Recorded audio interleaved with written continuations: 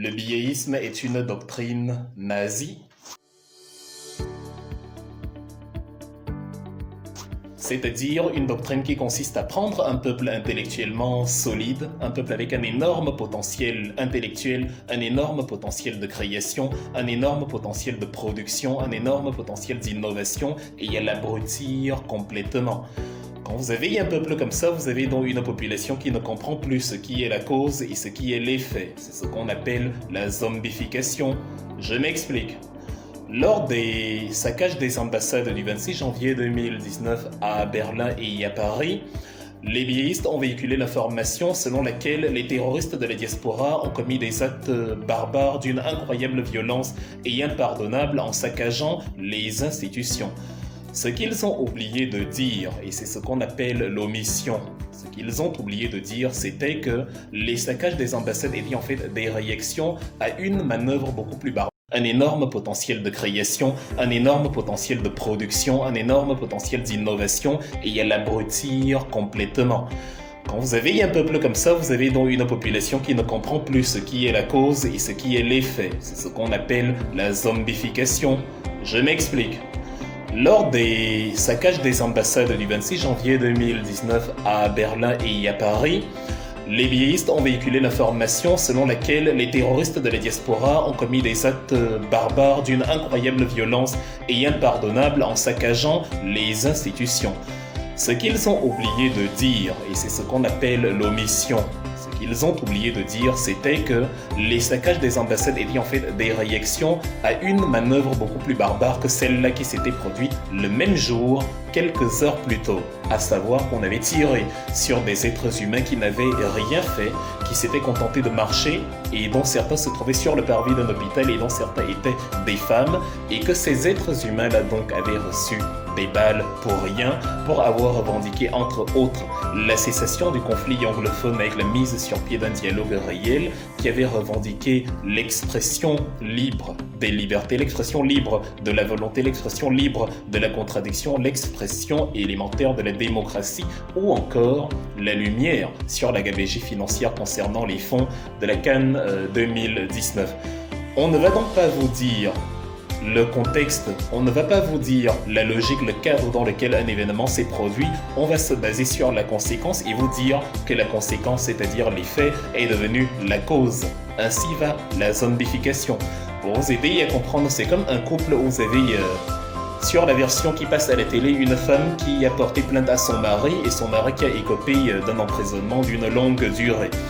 Vous allez commencer à vous agiter et à accabler la femme sans connaître les éléments de l'histoire, parce que la vérité va vous permettre de découvrir qu'en fait, le crocodile des marécages qui prétendait être son mari avait reposé son bonheur à lui sur le malheur de cette femme, c'est-à-dire que pour lui, pour qu'il soit heureux, il fallait qu'elle soit malheureuse. Il l'aura menacée de mort, il aura insulté sa mère, insulté sa famille, insulté ses amis, insulté tout le monde, insulté éventuellement son nouveau compagnon et justement terrorisé cet autre vis-à-vis-là sans tenir compte des ressentis de ce vis-à-vis qu'il prétend être sa conjointe.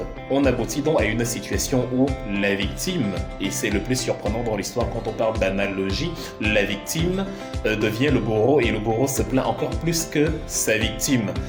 Dans le même ordre d'idées, vous avez eu justement il y a quelques semaines des biéistes qui ont accusé les activistes de la diaspora d'avoir cotisé pour acheter des armes et aller faire la guerre ou alors aller financer la guerre dans la zone anglophone. On va passer sur le chapitre où on peut poser les questions comment c'est possible que les armes arrivent justement au Cameroun, vu qu'on a, selon les biéistes, le meilleur système de renseignement au monde avec les Israéliens, puisque ce sont eux qui conseillent Betia Somo, Ferdinand Gongo et Mbargangele. Mais on va plutôt se focaliser sur la même chose que tout à l'heure, à savoir qu'est-ce qui a abouti à cette situation-là. Et là, on revient à 2016 où qu'est-ce qui s'est passé? Des avocats qui n'avaient pas d'armes entre les mains, des enseignants qui n'avaient pas d'armes entre les mains, qui réclamaient simplement une petite réforme institutionnelle pour les avocats, notamment sur l'application des structures des textes de l'OHADA en conformité avec les logiques linguistiques de la région anglophone, et rien que pour cela, ils ont été tabassés, ils ont été molestés, ils ont été fouettés. Quand vous agissez comme ça face à des gens qui n'ont pas d'armes, qui sont pacifiques, vous leur envoyez le message selon lequel nous sommes violents. C'est-à-dire, nous, le régime bien, nous sommes violents intrinsèquement. Si vous êtes pacifique, nous sommes violents. Si vous êtes violent, nous sommes violents. Les anglophones ont donc saisi le message et se sont dit, nous préférons mourir dans la lutte que mourir dans le génocide. Et donc, ils ont pris les armes pour justement se défendre contre ceux qui sont violents envers eux, même quand ils n'ont pas les armes. Donc, vous allez justement vous retrouver avec d'autres personnes radicalisées, cette fois-ci dans la diaspora, qui vont estimer que oui, il faut se battre contre ce régime-là, puisque c'est un régime qui de toute façon utilise les armes, même quand on n'utilise pas les armes contre lui. C'est un principe consacré même dans toutes les démocraties du monde, on l'appelle la légitime défense. Et si l'État se comporte en voyou, en animal barbare, la légitime défense pour ces gens-là, et c'est totalement compréhensible, va s'appliquer à cet État-là lui-même. Et il s'avère qu'on est au Cameroun dans un État voyou. Et je reviens donc sur l'analogie du départ. Dans le couple, vous allez constater que celui qui a causé justement le conflit, c'est-à-dire le scarabée des montagnes qui aura terrorisé sa femme, qui aura menacé sa femme de mort, qui aura justement créé une situation de malaise total dans ce supposé couple, va se retrouver, une fois condamné, à se plaindre auprès de ses amis, auprès des médias, auprès des gens, bien plus que ses victimes elles-mêmes, et à jouer la carte de l'innocent. C'est exactement ce qui se passe avec les biéistes dans le cadre de ce que je viens d'évoquer, ou d'un autre exemple qu'on peut prendre sur l'actualité qui s'est déroulée il y a quelques jours. Monsieur Elimbi Lobé a été agressé au sortir de chez lui par des personnes inconnues et pour des motifs inconnus, et justement tout le monde a combattu. Les biéistes ont fait preuve d'un humanisme soudain qu'on ne leur imaginait pas, et nous leur avons emboîté le pas, et d'ailleurs à juste titre, puisque si un être humain se fait agresser pour rien et ayant passe de perdre la vie, il faut évidemment condamner cela, il faut lui souhaiter le prompt rétablissement le plus sincère qui soit. Le problème, c'est que les mêmes biéistes, lorsque les mêmes tragédies arrivent à ceux qu'ils considèrent comme étant du camp d'en face, eux, ils s'en réjouissent allègrement. Dans l'exemple du 26 janvier 2019, Michel Ndoki a pris des balles, Célestin Jamen a pris des balles, Gaëtan Gankam a pris des balles par derrière alors qu'il était en train de marcher, un policier lui a tiré dessus et les biéistes en ont rigolé à gorge déployée. Quand je vous dis que c'est un nazisme, le biéisme est un nazisme, ça veut dire la mort des juifs est la bonne mort. Donc, ils ont rigolé à gorge déployée et ont même trouvé des explications puisqu'ils ont envoyé les petits tribalistes de façade, de surface, monsieur Obama, Ernest l'aigle corbeau, qui est allé dire que c'était des tatouages. Ils ont envoyé, comme en amont, ils avaient envoyé sur les médias monsieur Jean-Jacques Zé sur les questions anglophones qui disait que non, il faut dératiser la zone anglophone. Ils ont envoyé Chiroma Bakary, Faman Dongo dire que bon, ce sont des morceaux de sucre dans l'océan et on va les neutraliser. En quelque temps, ils ont envoyé au Ninguéné justement justifier que la violence contre ces juifs-là était la bonne violence. Ils ont envoyé par la suite le bouffon du roi, Chambel Boufonine, le ministre de la pitrerie et du caca politique, qui est allé dire sur le plateau de Charlie, de Actualité Hebdo, devant Ibrahim Chérif que oui, Hitler aussi a fait pareil avec les juifs parce que les juifs s'agitaient beaucoup et donc à un moment donné, il a orchestré un génocide contre les juifs. Pour ceux qui pensent que les tribalistes ne peuvent pas être de la même ethnie que ce qu'on est en train de justement vouloir exterminer. Voilà donc les logiques du biéisme. On appelle cela l'inversion du paradigme d'indignation et c'est exactement ce dans quoi on vous a plongé, où on a fermé vos yeux sur là où se trouvent les véritables souffrances et on vous a habitué à accepter justement l'hérésie parce qu'elle est commise envers un autre peuple.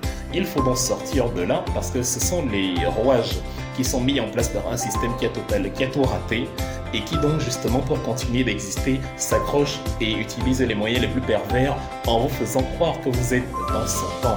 Il n'y a que deux tribus au Cameroun, une tribu d'oligarques, un gang de malfrats qui se sucre, qui se remplit les poches sur votre dos et qui a besoin de vous, soit lors de ces supposées élections, soit pour mener justement ces prétendues guerres tribales et qui ne vous considèrent pas le reste du temps puisque vous êtes dans la même souffrance que ceux qui sont mis sur le banc des accusés par eux et ensuite ils vous instrumentalisent justement pour accuser aussi ces gens-là alors que vous êtes dans la même souffrance. C'est pour ça que par exemple lors des marches du 22, on a eu des gens dans des quartiers populaires de Douala en train de traquer leurs semblables et de les livrer à la police comme si eux ils vivaient dans des conditions meilleures. C'est donc ça la zombification, c'est donc ça le nazisme biéiste, c'est donc ça la manœuvre perverse qui fait que on vous fait croire que vous êtes aussi dans le camp des profiteurs alors que vous êtes dans le camp de ceux dont on profite, de ceux qu'on écrase.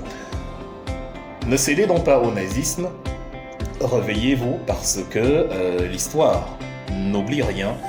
Les malfrats qui ont gravé le nom sur le feu, qui ont gravé le nom sur le feu négatif parce qu'ils ont brûlé la population entière physiquement et idéologiquement, sont à l'opposé de ce que vous devrez être. Il faut que chaque citoyen, que ce soit du Cameroun ou de quelque autre pays africain que ce soit, grave plutôt son nom sur les mêmes tablettes historiques que ce qu'a fait Thomas Sankara, c'est-à-dire combattre le bon combat, être prêt à supporter les pires sévices, être prêt à supporter les pires attaques, les pires provocations, parce qu'on a justement choisi de combattre la bonne cause. Ne croyez pas que dans un régime dictatorial, on va vous complimenter parce que vous faites le bien. Si vous voulez savoir que vous faites le bien dans un régime dictatorial, regardez si vous êtes traqué, accusé, insulté, molesté, pillé, écrasé. Ici, il y a des rumeurs et des histoires totalement bidons sur vous. C'est ainsi que fonctionne un poisson que vous avez sorti de l'eau et qui sait qu'il va mourir dans quelques instants. Il se met à frétiller et à s'agiter encore plus que quand il était dans l'eau. C'est ce qu'on appelle les métastases d'un régime qui touche bientôt à sa fin. Voilà ce que j'avais à partager avec vous aujourd'hui. J'espère que maintenant que les uns et les autres ont compris comment fonctionne la zombification et comment fonctionne le nazisme biéiste, ils prendront garde justement à ce qu'on leur dit, ils prendront garde à eux-mêmes et ils éviteront d'appliquer envers leurs semblables ces mécanismes nauséabonds et totalement putrides du nazisme politique.